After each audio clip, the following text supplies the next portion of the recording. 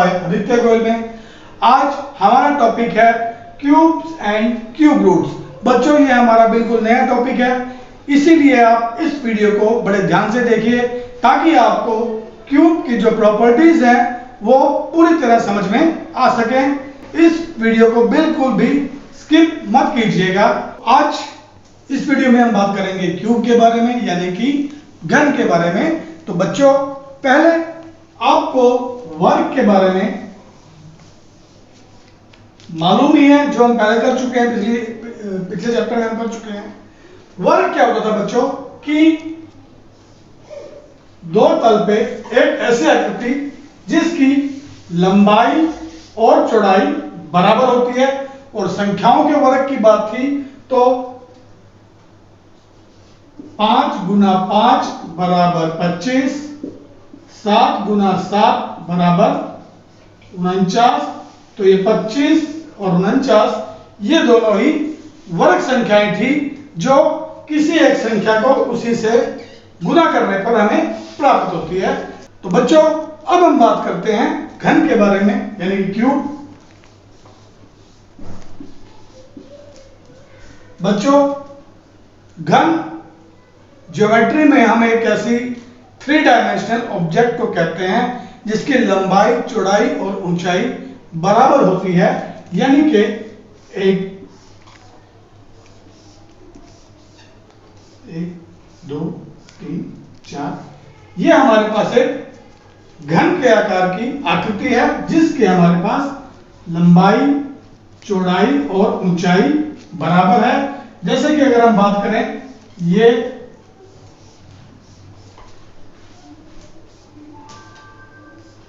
एक सेंटीमीटर का एक क्यूब है, और अगर इससे बड़ा बनाएं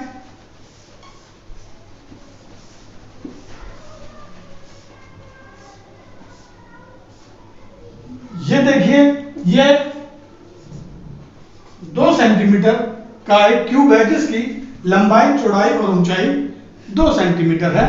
तो अब देखिए कुछ नंबर्स मैं यहां पर लिख रहा हूं, उनको ऑब्जर्व कीजिए। 1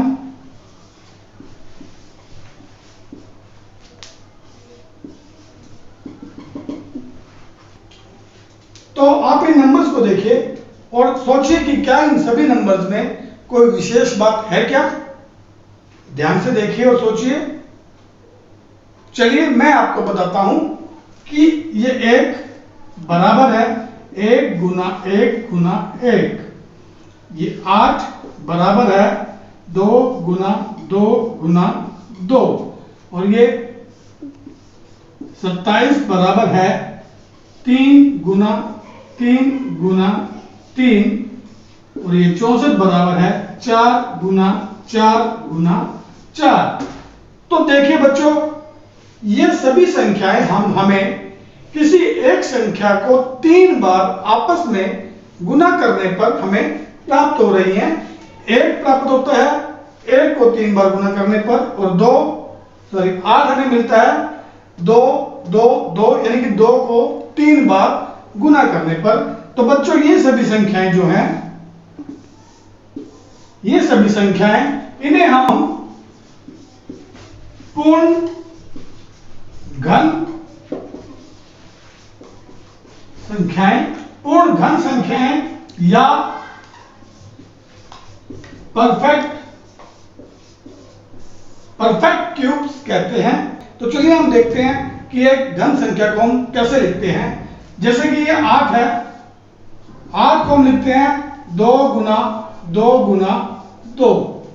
2 को 3 बार गुना किया, यानी कि हम इसको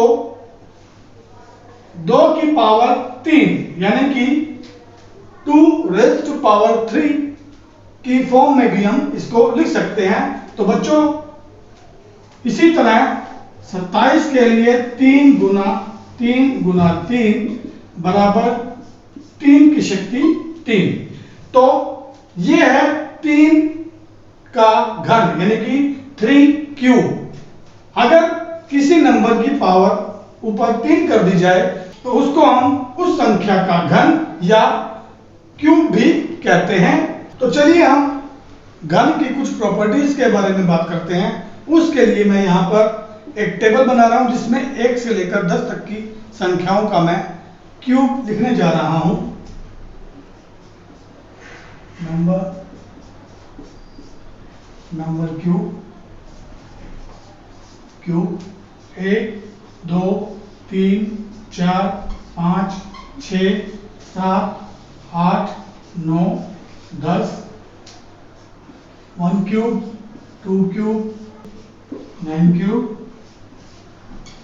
10 क्यूब 1 8 27 7 29 और 1000। तो यहां देखिए बच्चों 1 2 3 4 5 6 1 से लेकर 10 तक की संख्याएं, उनके क्यूब फॉर्म और उन संख्याओं के घन यहां पर है। 1 का क्यूब है 1, 2 का है 8, 3 का है 27, 4 का है 64 और इसी तरह से 10 का क्यूब हमारे पास है 1000। तो चलो बच्चों कुछ प्रॉपर्टीज के बारे में हम यहां बात करते हैं। सबसे पहले देखिए इवन नंबर्स को और ऑड नंबर्स के बारे में। हमारे पास ऑड नंबर्स हैं 1 3 5 7 9, 1 3 5 7 9, ये ऑड नंबर्स हैं। तो इनके क्यूब को भी चेक कीजिए, ये भी ऑड है, ये भी ऑड यानी कि विषम संख्या है,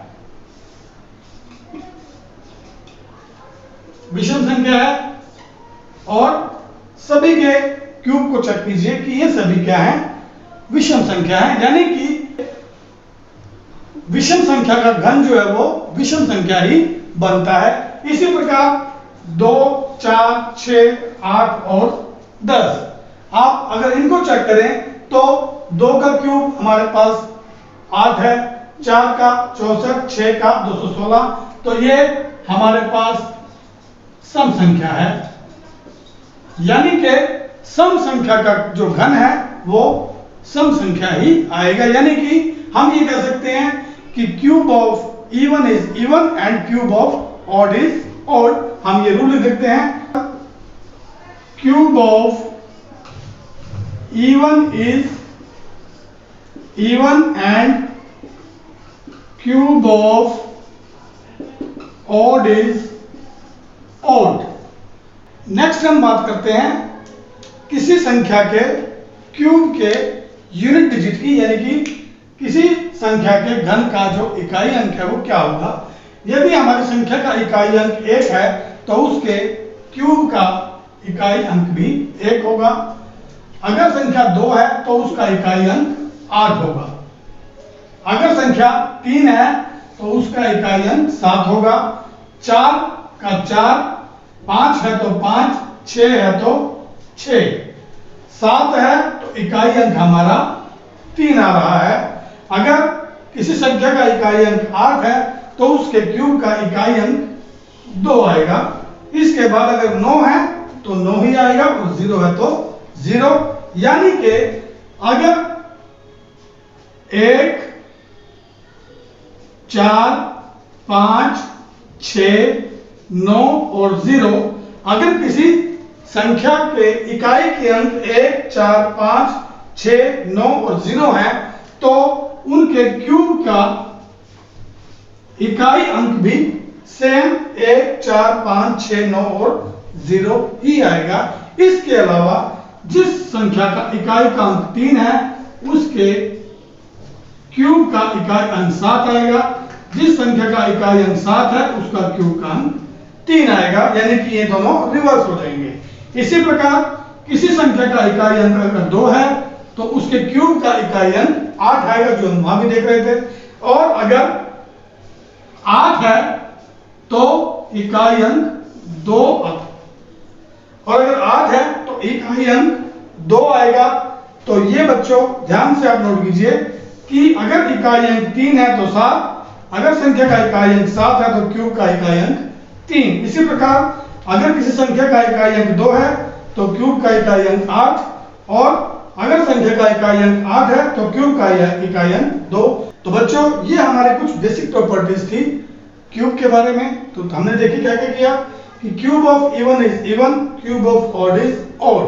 उसके बाद अगर किसी संख्या का इकाई अंक 1 4 5 6 9 और 0 है तो उसके क्यूब का इकाई अंक भी सेम आएगा 1, 4, 5, 6, 9 और 0। इसके बाद अगर किसी संख्या का इकाई अंक 3 है तो उसके क्यूब का इकाई अंक 7 है तो 3, 2 है तो 8 और 8 है तो 2 आएगा। तो बच्चों इन प्रॉपर्टीज को बड़े ध्यान से देखिए, समझिए और अपने दोस्तों के साथ इन प्रॉपर्टीज को शेयर कीजिए ताकि आपको ये अच्छी तरह से याद हो जाए। Thank you.